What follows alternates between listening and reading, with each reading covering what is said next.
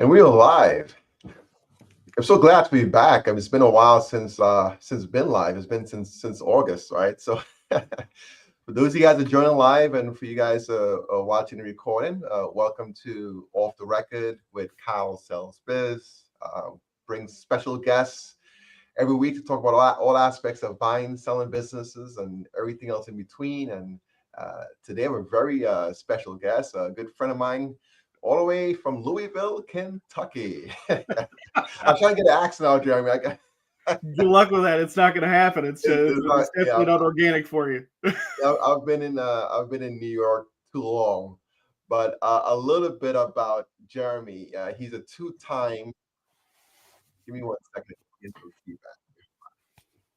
Okay, cool. Cut that out. Yeah. The two-time something, absolutely. Two-time Generation 2 CEO, entrepreneur, and founder of iBridge Partners. He has over 30 years of experience and has co-founded a $1 billion company that was acquired by a Fortune 50 organization. He's advised family office portfolio companies and supported over 100 family enterprises in increasing profitability and achieving seamless transitions. Jerry's mission is to help family businesses achieve clarity, unity, and success across generations. I love that. Well, welcome, my friend. Well, thank you for having me, my friend. I really appreciate it. It's good to be here with you. Yeah, and I always enjoy our conversations.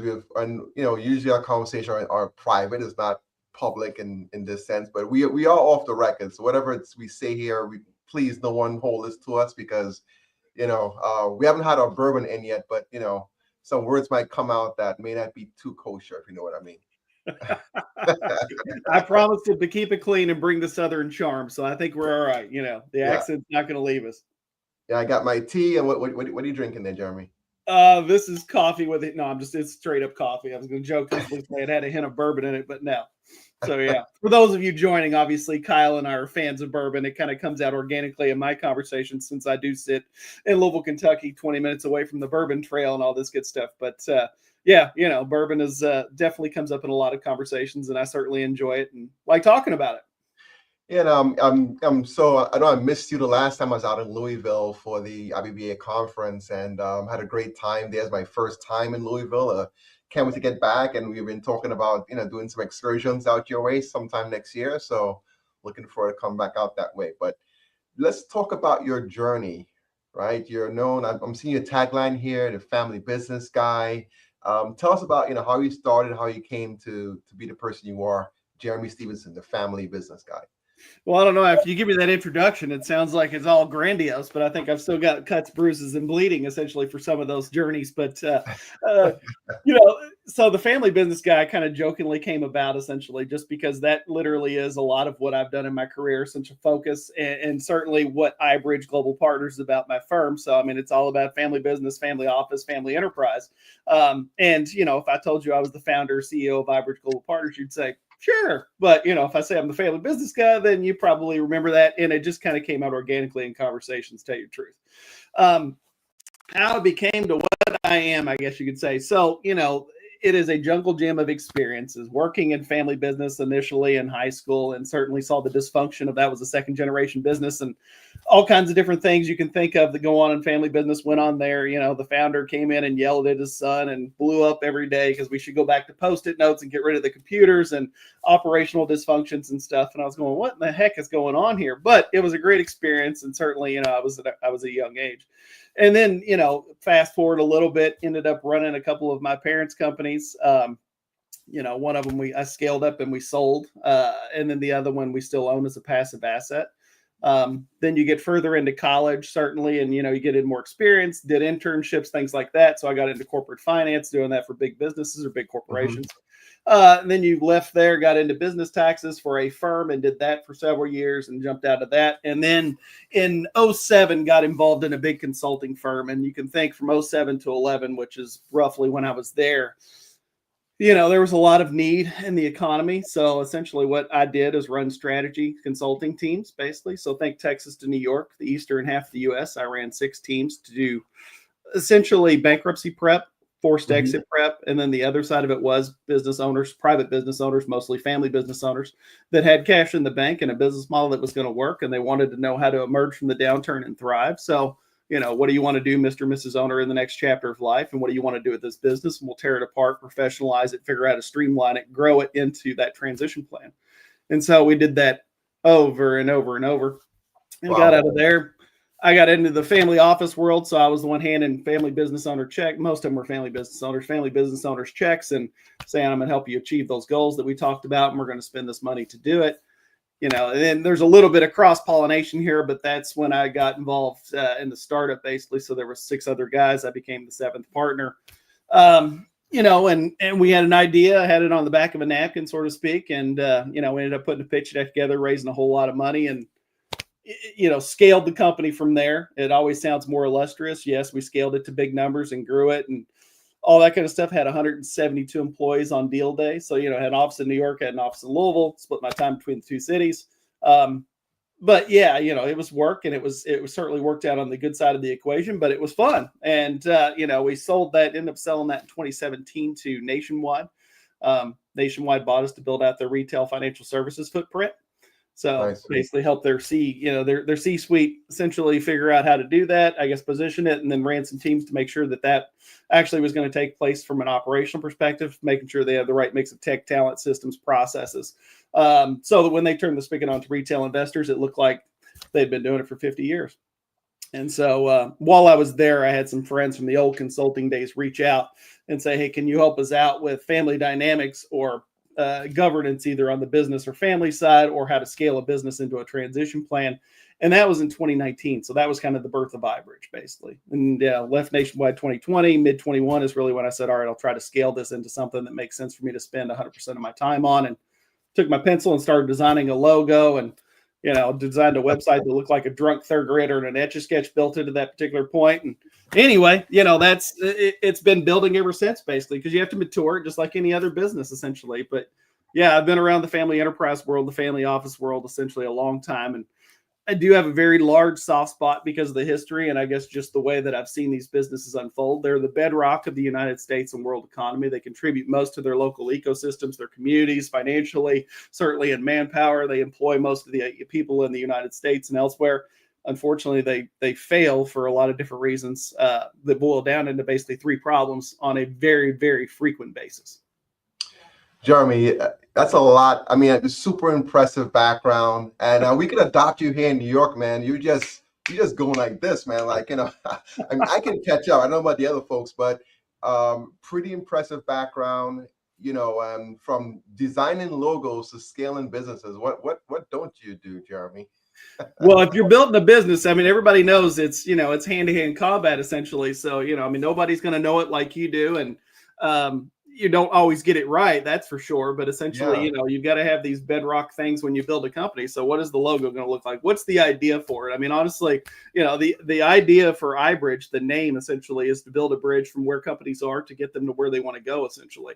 And I can tell you that the whole, I guess you could say, logo and name came about when I was sitting in, I mean, I knew I had the idea and been around this area for a long time, but right. I was sitting in Charleston looking at the bridge that runs over the Cooper River and, looking at it essentially. And that's really where iBridge, it sounds okay. That sounds good. And then global partners. Well, I've done some work in the global world. So basically it was just trying to think fast forward. How do you scale a business? What does that need to look like? And that's where iBridge Global Partners came about. Love it. I just came back from Charleston. By the way, we actually walked over that bridge. When I was out beautiful there. Bridge, absolutely. And I was literally sitting at a coffee shop, honestly, with an old colleague from the consulting days and a business owner, a family business owner. We were having a conversation. It wasn't anything about business and all this good stuff. And looking at it, and I was like, that's the name essentially. And that's where everything originated from. I mean, the theory was there, the idea was there, but you have to figure out how to put the pieces together. So, building a business in the initial stages is never, entrepreneurism is glamorized to the maximum extent, but it's not always sexy. So let's talk about the stuff that's not sexy. I mean, you have worked with a lot of family businesses and you have built your own family business as well that you have sold. So you've seen a lot over the years. What are some of the biggest challenges you have seen, Jeremy, in family run businesses that are going through some sort of generational transition? Yeah. So, I mean, talent development, I mean, honestly, so family enterprise, family business, family office, whatever, they pretty much have three challenges. I don't care what their challenge is. It comes down into three buckets, basically, and it's family challenges, financial challenges, and or transition challenges. You can pretty much boil it down any way you want into one of those three buckets. And generational transition, I mean, it's disruption, and it doesn't happen organically, even though a lot of owners think it does, or matriarchs, patriarchs do.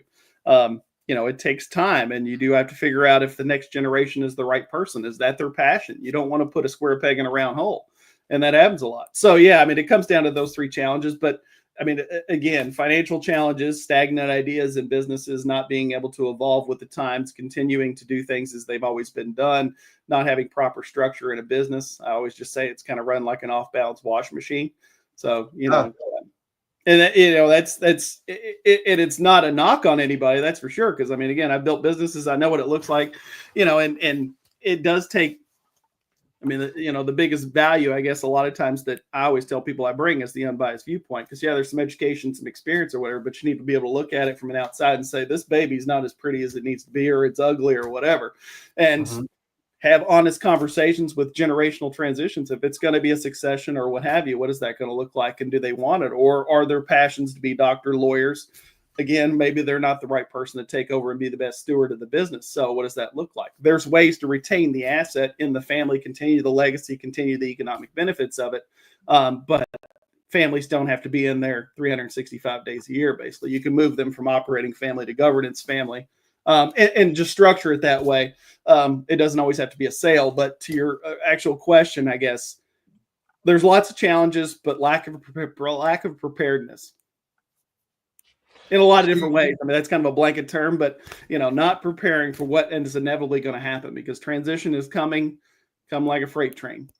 There's no way to avoid it. You said something that made me want to ask you this question, because when you're talking about transitioning to family members, a lot of times it's in my role, I do get the call, unfortunately, when the son or the daughter will call me when mommy or daddy, unfortunately, is no longer involved in the business, whether they've passed on or they've relocated to wherever, and the business is not their passion. They just did it out of respect and loyalty to their family, and they want to now sell the business, right?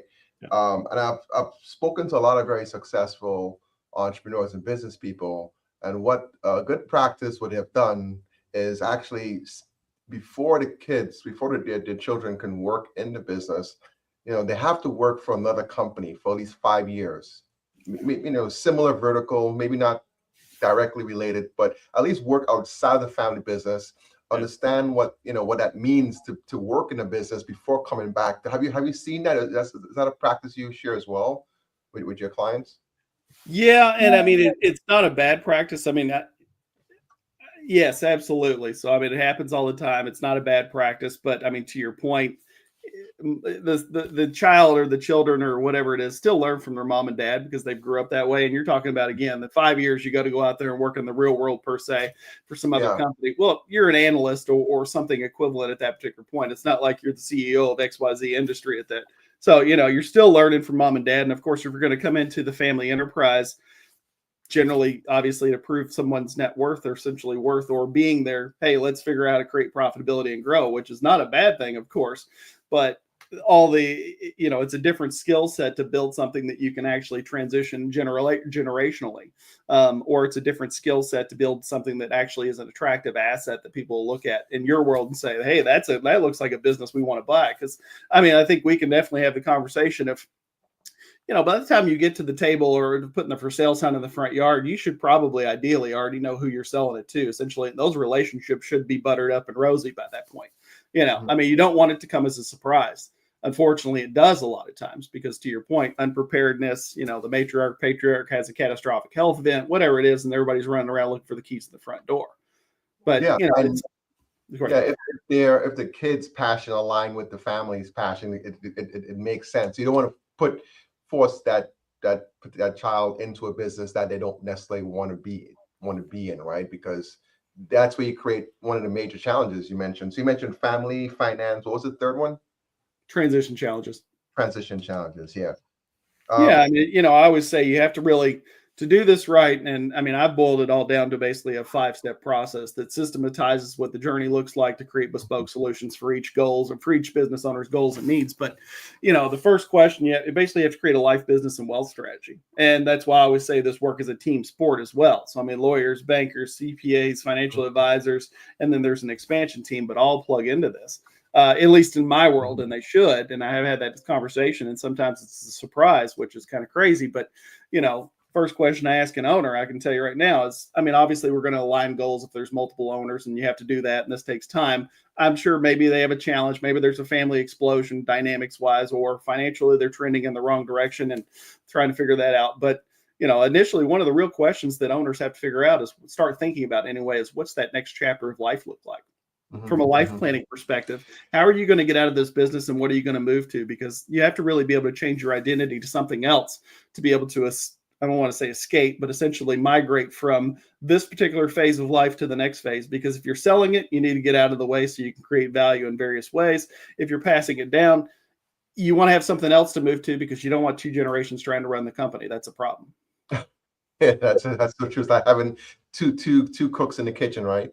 It is. I've seen bankruptcy several times because of that. You destroy a good company because, case in point, the high school company. I mean, it's that that I worked at in high school. Essentially, that was the founder didn't work in the business, but he was in there every day because he didn't have anything else to do, and he certainly caused a lot of ruckus on a daily basis, pretty much. But then you get into your point. The second question you get into is this going to be? Are we building something to sell?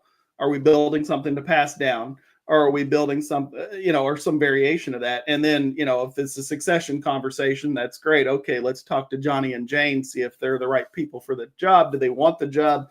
Do they have the same passion? And a lot of times those answers don't add up. Maybe they want to be doctors, lawyers. Maybe they're not the right person to take over the company. That's just not their focus. And then the other side is sometimes they've seen mom and dad work 4,000 hours a week in the business. And hey, I want the check, but I don't want the business. I don't want to do that for the rest of my life. And, sometimes and a lot of times that conversation segues into that was done because the business wasn't structured properly and it wasn't, I guess you could say, ran properly, essentially. That's a common one where the kids don't have any interest because they feel that they're going to inherit the business anyway. So why do I need to put in all this effort? Let's talk about some steps that can ensure a smooth transition. At the same time, make sure there's a good harmony, right, between the family members. Like, what are some tips you can share with our audience? To ensure there's harmony, honestly, governance is overlooked a lot of times. I mean, granted, to your point, you don't want to try to put square peg in a round hole. I mean, you have to have those honest conversations of, okay, if we're passing the business down essentially from a harmony perspective or succession perspective, do they want it? Are they on board with this? And, once you start to craft the journey, essentially what that looks like, we're going to figure out what the next chapter of life looks like for dad or mom, essentially what chapter 2 looks like. All right, we're going to build the business into a sellable asset. We're going to build it into a succession. And again, Johnny or Jane are going to take over, or we're going to build it into a family asset because that's the right option. Because really there's only those 3 options for the most part. Otherwise it's bankruptcy or death. And then, then we're going to get the team on board, tax, legal, wealth, essentially. Let's start getting them. Let's start getting the trust and estate stuff up to date. Let's start getting the CPA from a tax mitigation standpoint now and also in the future. And then also, you get into the governance of family and business and what that needs to look like. And then you go all the way down through the business and basically figure out a streamline, scale, and optimize that business. And then you can start to figure out how to organically grow it and untap the potential in it. And develop the next generation leadership, whoever it may be, whether it's non-family or family, because the business has to have a leadership team. But in terms of what you're talking about, generational, that usually comes down to creating spaces and obviously, I guess you could say, choreographing out what the journey needs to look like from a generational transition. We're going to build it in this person's going to take over. This is what we're doing with the business basically to optimize it, make it more efficient, make it more, I guess you could say, cost effective, and then obviously identifying paths to growth. But the governance area essentially gives constructive areas, specified areas for families to voice their concerns and have those discussions in various ways. So it does give options to separate kitchen table talk from boardroom conversations. And, as long as everybody's being heard, because that is part of facilitating these transitions and these, I guess you could say, journeys is what I often say. you've got to have open conversations, and people need to be able to be heard. Essentially, you don't want to put a square peg in a round hole. So everybody needs to have a voice in what's going on and how that's going to overlook. But again, you've got to have a hierarchy in that particular system, because you can't have too many cooks in the kitchen. Yeah, exactly. And you covered a lot there, having your trust and state setup, governance. A lot of times that's overlooked, right? You're in the grind, you're running the business. So, and you have your family members in business, and some of them are maybe paid more than they should be paid. And there's some animosity between the family that's in the business, who's not in the business. There's a lot of complexity there. So at least having, from a very, I remember I spoke at one of my chambers, a Queen's Chamber here in New York, and there was a 7-generation business. They did carpet cleaning, and and I just remember, I'll share in a second, but the family actually started from a very young age. They actually had the same government's talking about. They had that planned for generations, throughout the family. And why I'm laughing is funny because the current generation that's running the company, they have a daughter, and the wife was like, "Well, it stops here. Like, this is the last buck. We're probably gonna sell the company third parties. Like, my daughter's not going to be in the cleaning business."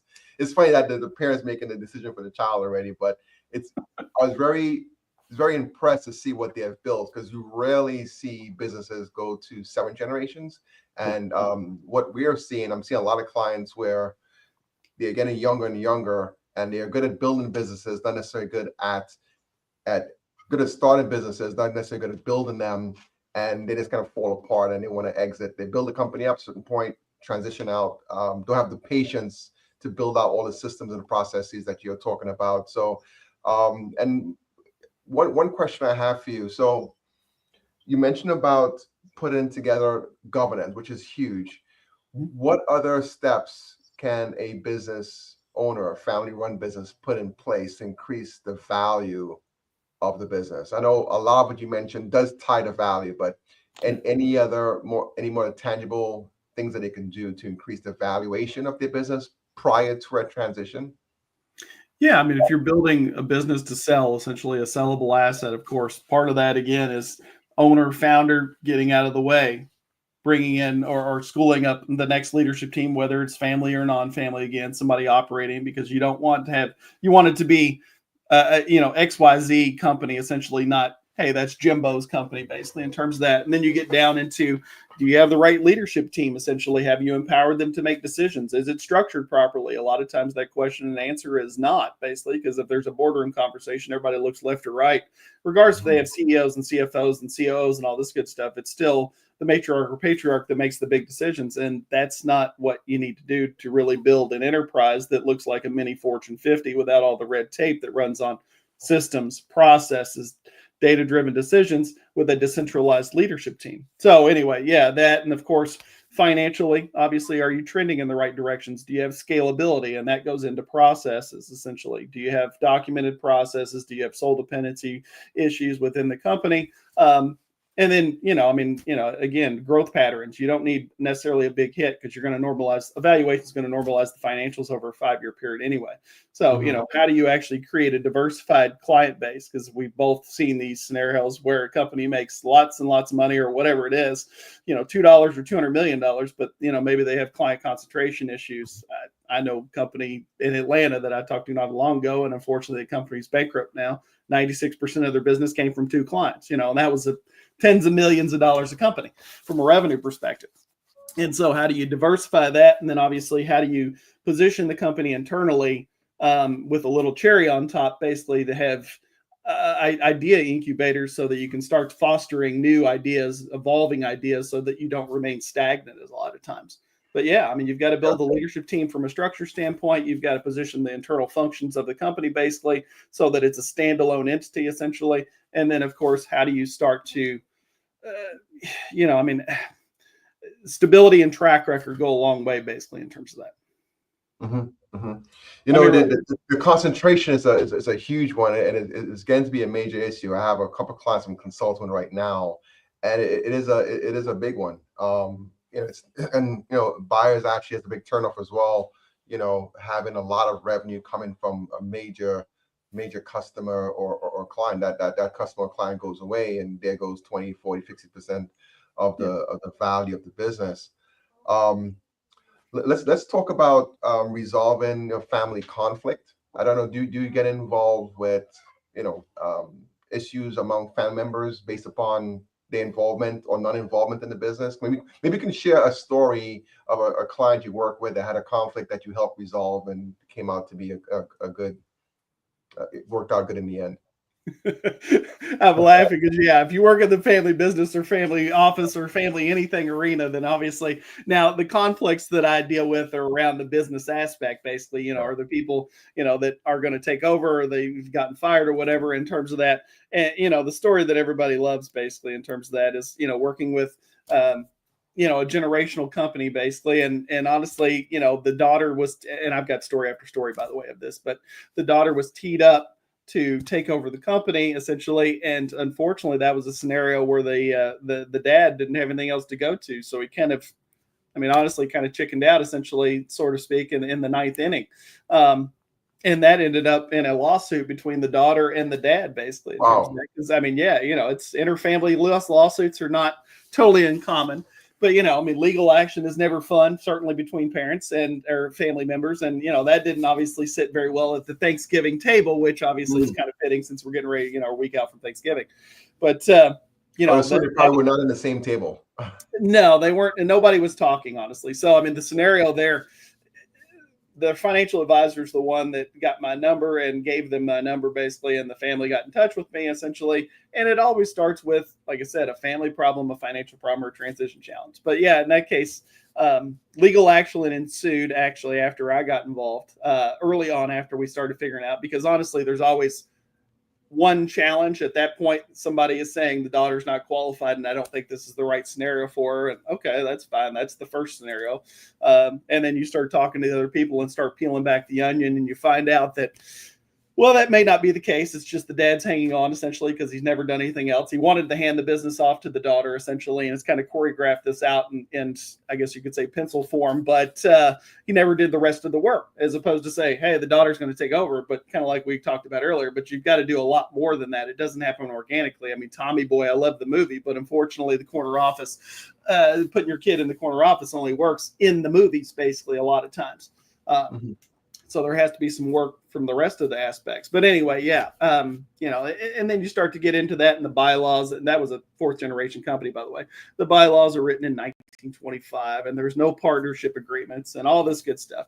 But as far as the family dynamic itself, essentially, you're going to have those sit down conversations. And honestly, this was like a lot of them, tearing the family apart. You get into all that juicy stuff, which I'm kind of leaving out, but the family, nobody's talking. If anybody's actually communicating, they're yelling. You get nasty emails going back and forth because people's emotions are definitely at a high level. And so how do you lower that temperature a lot of ways and actually get it back down to, this is an economic entity that needs to continue to operate because you have X number of employees. It's been around for a while. You want to continue the legacy. And there's a reason. And that's one of the reasons that's how we followed this path, that I ask owners, what's the next chapter of life look like for you? I can talk about philanthropy, and we can talk about golf and bourbon and dog walking services and whatever the passion project is also that's going to turn their identity from leader of this company to, I guess you could say, founder of this, or passion or philanthropy or dog, veterans or whatever it may be. But they've got to figure that out essentially. And that's kind of the way that we follow this path to fix it. You've got to lower the temperature, get everybody talking and communicating at a reasonable level, basically, and figure out, this is an economic entity. What's the go forward plan? And in that case, it really was basically starting to get the dad to step away, basically, and showing him that there is life after the business, and that the daughter in many ways can actually run this company. Yeah, she needed a little bit of training in this particular case, and it happens, doesn't matter. How do you run a company? And so they're not going to be as good, and they're going to do different things, and they have new ideas. The next generation does, but that's where you've got to give them the freedom to shine and put guardrails in place. And a lot of times those guardrails comes from those government structures. But and it's so that was a situation where you had a conflict that got resolved, and hopefully the goal would be to prevent that, right? So maybe you can talk about some tips for grooming the next leadership, right? What is some advice you can give to business owners and advisors that are listening that can help prepare the next leadership in the family, next family members in the family to become leaders in the company? Well, I mean, yeah, it's, again, I talk about the journey of family enterprise all the time, basically, because it is. I mean, it's a generational journey, whether it stops at that generation or it continues. It's, you get one, the baton is held for one generation, and then you're going to pass it, or you're going to pass it to somebody externally. And so you've got to set it up like a mini Fortune 50, basically, and you have to look at it. I mean, it's very difficult to do that and to mitigate all the problems that pop up in those three buckets, basically, if you run it like the businesses you kind of described, where people are not involved, make too much money. Essentially, you've got to clarify what that path is, where we're going, how we're going to get there, and then obviously professionalize it. And so what's the next chapter of life, Mr. Owner, Mrs. Owner, basically? What are we going to do? Who's going to take it over? And these are things that you need to have in mind early on. I mean, the ideal client for me. Help me understand this. Walk me through. So, it's manufacturing company, or name the industry. There's three kids in the business. One is probably more qualified than the other, but the other two may or may not want to be in. Like, help me understand how you go through the process. Do you evaluate each family member, or like what would that process look like? Yeah, there's lots of conversations and assessments and things like that.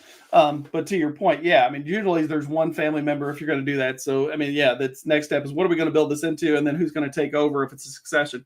And yeah, usually, and I say this, they're all descendants, all next generations are not equally competent, nor do they have the same interest.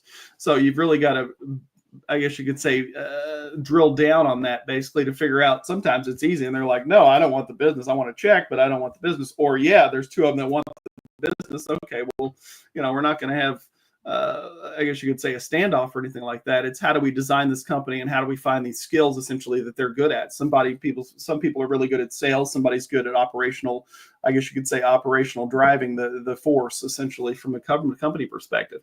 And you've got to drill down in that. And that's only personal conversations, and also personal conversations that drive into, what do you actually want to do? And why do you want to, is it just a power scenario?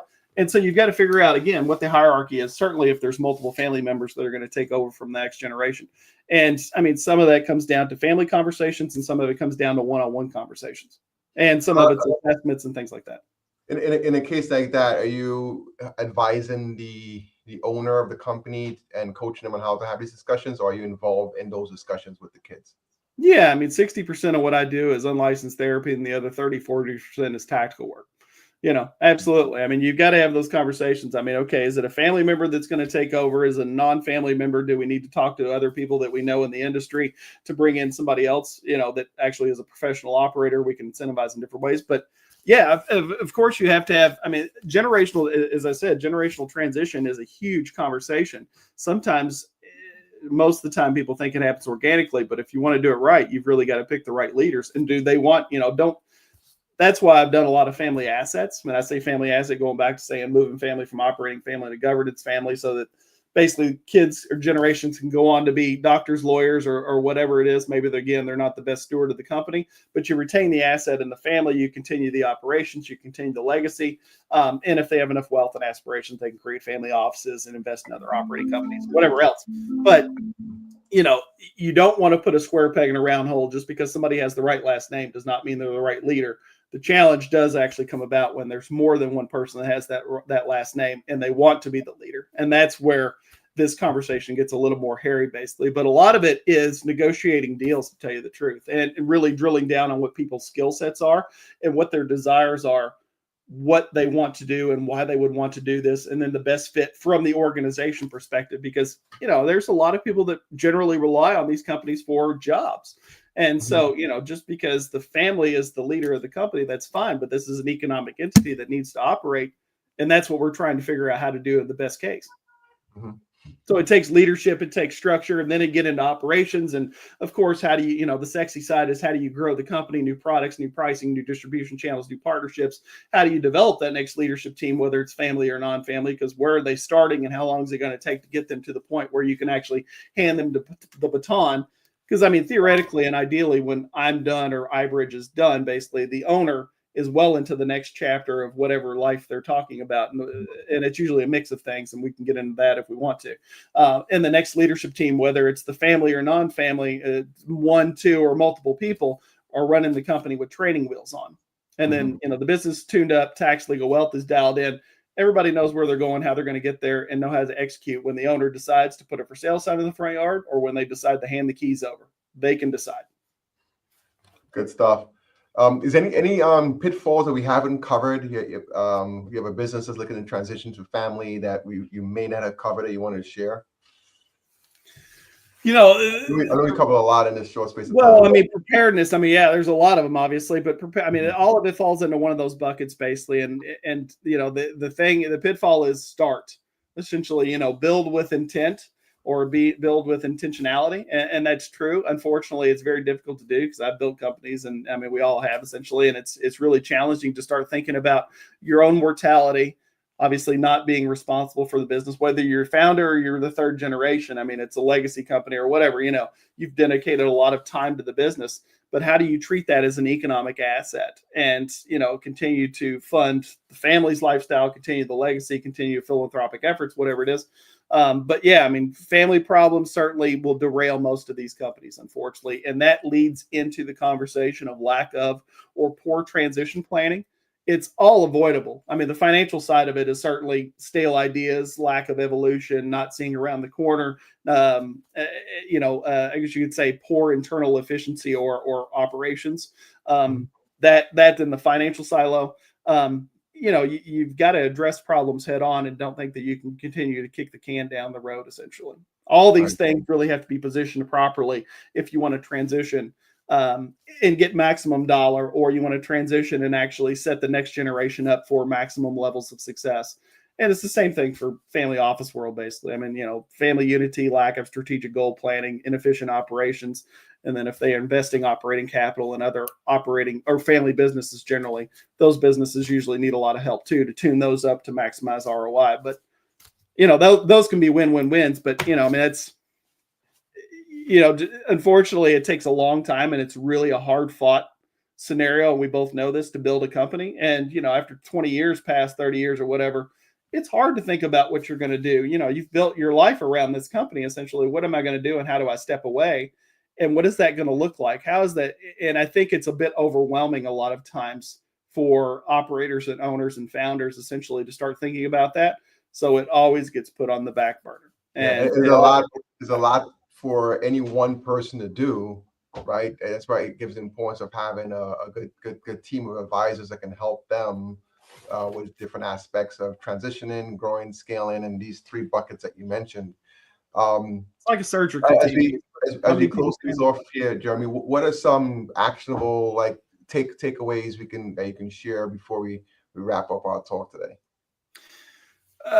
Start identifying early, essentially, who's going to take over the business or what you want to do with it. And if you want to build that asset into something you're going to sell, you still have to identify the leaders, most likely non-family members inside, and start schooling them up. You want to retain them, essentially, but start schooling them up to be able to take it over. And essentially, owners need to work themselves into obsolescence. And of course, the financial metrics and, operations of the company. Yeah, you want to make more money. You want to trend that upward slightly or essentially, in an increasing manner on a consistent basis in a diversified way. You want slimline documented operations from an internal perspective so that, it's basically remodel the kitchen and bathrooms before you decide to put the for sale sign up. I mean, honestly, you want a turnkey property. That's really what it is. I mean, you want, you don't want to be caught off guard. You want to start thinking of strategically about who am I going to sell this company to? Is it going to be a strategic, basically? Private equity always has a seat at the table, and that's great, unfortunately. But, it's, they're looking for deals. Basically, that's their deal, essentially. And you don't want to be one of those rehab projects that they end up buying, because that puts a family, they're not going to, we face it. Look, 10% of businesses on the market sell for maximum dollar. 10% sell for about half, a little bit less than that for what they could sell for. And then 80% don't sell. So, the vast majority of businesses, and we know this, they're not good sellable assets. So you don't want to be one of those. You want to be one, if you're going to sell it, you want to be able to put the sale sign in the front yard and have 3 different offers and then have everything teed up and ready to go. Yeah, we have some comments here, sort of highlights. So Winnie Benjamin says that it behoves family business owners to hire all necessary advisors to help them structure their business correctly so they can be passed on effectively and attractively to the next generation. I couldn't believe it, a statement more. It does, I mean, it's, I had a conversation a couple weeks ago, when you get into it and say, look, we need to do this in a comprehensive and holistic way, essentially. So this is what it looks like. I mean, it's not a secret that the system that I've designed basically, and it's whatever it is, but it is a team effort, tax, legal, lawyers, bankers, CPAs, financial advisors, business valuations people that sell businesses, and obviously there's an expansion team that have to be involved in these conversations. Now, it ebbs and flows who needs to be involved. There's a core team and an expansion team, but yeah, you've got to get them involved. And of course, it gets into the personal world, it gets into the business world, it gets into the family world, but it is a group conversation to figure out, to get everybody out of their own little circles and start thinking comprehensively from all those different angles, basically, because this is going to happen. So do you want to prepare for it, or do you want it to happen by accident? The owners can choose. Unfortunately, to Winnie's point, it is somewhat of an overarching topic that does get pushed down the road a lot of times because, again, it gets into mortality conversations and recognizing that I'm not going to be able to do this forever. And I'm going to have to hand the baton. And honestly, it's not uncommon for their tears to be shed in those types of conversations. Yeah. I mean, one of the reasons why we started M&A Network to build a team of advisors. You mentioned tax, legal, HR, IT to help, because there's so many things, so many aspects of business that you need support in. So making sure you have necessary advisors on your team is extremely important. Part of the Lydia Sugarman, she mentioned as a Rev Ops solution provider consultant, you see many of these challenges every day in small businesses where there hasn't been enough thought given to map and process these governments. So this is having that mapped out, having the process documented, and all the governance in place is extremely important to enable stable growth. So great point, Lydia. Thank you. Yeah, absolutely. Yeah, I mean, professionalizing the business, which it's kind of a private equity term there or whatever, but I mean, it's true essentially. How do you professionalize the operation? And again, to use the term I guess that I used or whatever, turn it into a mini Fortune 50 basically. So it's got structure, it's got systems, it's got processes, you got the right talent in the right seats, and you have a strategic understanding of where you're going, as opposed to business doing well, we're making money and all this good stuff. You want to know where you're going before you get there. Fantastic. Hey, Jeremy, it's a pleasure having you on. I'm glad we had our conversation. We had no bourbon today, but we had some tea and you had some coffee, and we made it through the session. So I appreciate you here sharing your expertise. Where can folks find you, Jeremy? iBridgeGlobalPartners.com. So there's a website out there. You can email me, jstevenson at iBridgeGlobalPartners.com. Certainly on LinkedIn. So more than happy to talk to anybody. It always starts with a conversation. Thank you so much. So you guys been listening to Off the Record with KyleSellsBiz with a special guest today, Jeremy Stevenson, the family business guy, iBridge Global Partners. We'll be back again next week with another special guest. Stay tuned for that announcement. If you want to get more involved in the MIBB group or M&A Network, reach out to me. And also, if you'd like to be a guest on this program, be sure to reach out to me as well. You can find me here on LinkedIn and also at the nybbgroup.com. Thank you all. Have a good rest of your morning and stay warm, especially those of you that are in Kentucky where the snow is about to come down. So keep the snow down in Louisville, Jeremy. I try to push it up to you guys every chance I get, but it's not going to work this Thursday. So, all right. Have a good rest of your week, everyone. Thank you so much. Thank you. Thanks for having me on. It's a pleasure. Welcome.